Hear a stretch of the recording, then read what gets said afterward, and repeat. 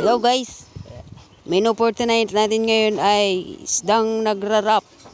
Sap-sap, yo. Sinigang na sap-sap. Kinalamansian siya, yo. So dahil nga guys, nag-request si Mrs. ng sinigang na isda. Yan lang po ang nabili ko sa Pandawan. So guys, dahil nga po sa maulan-ulan na panahon, mag-ingat po tayong lahat. Lalo na po sa mga nagbabiyahe ngayon. Madulas po ang kalsada at marami pong, dahil nga po guys sa maraming party ngayon ng kalsada na baha, mag-ingat po tayo. Kung kinakailangan po mag-stay na lang tayo sa ating mga. So yun na nga guys, dahil sa gusto nga ni Mrs. ng may sabaw na maanghang-anghang, yan lang po ang binili ko at nabili ko.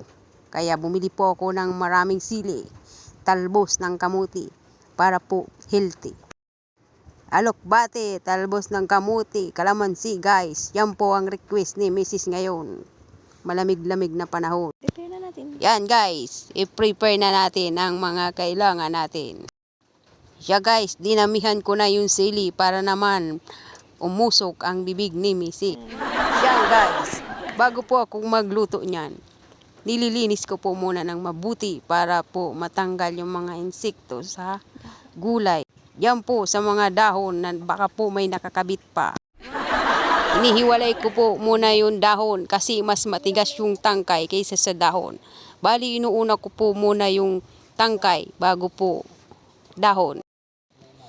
Sinangkutya ko na lang siya guys kasi gabi na. Kasi nga kanina pa naghihintay si Mrs. ng may sabaw.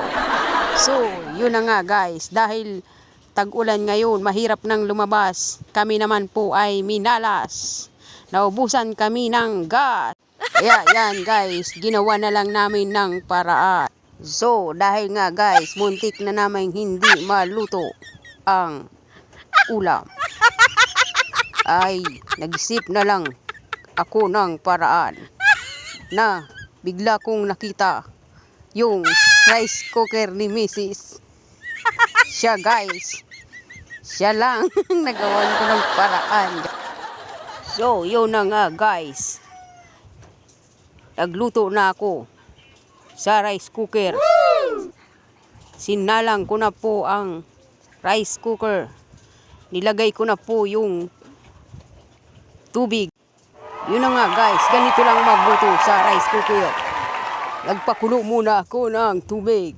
Guys, habang naghihintay ako, kumulo ang tubig sa rice cooker. Wow!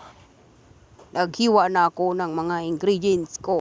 Yun na nga guys, dahil sa isang kutsa lang to guys, pinagsama-sama ko na para mabilis nang maluto. Woo!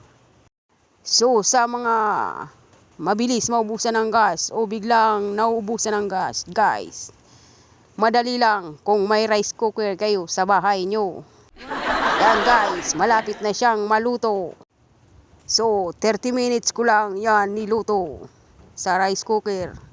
Pagbukas ko ng takip, luto na guys. Nilagyan ko na ng kalaman, pampaasim guys. Yan lang po ang nilagay kong pampaasim. Guys, huwag kalimutang mag-heart, mag-comment, tsaka mag-share ng aking video. Salamat po ng madami. Nagpapaalam, bunat!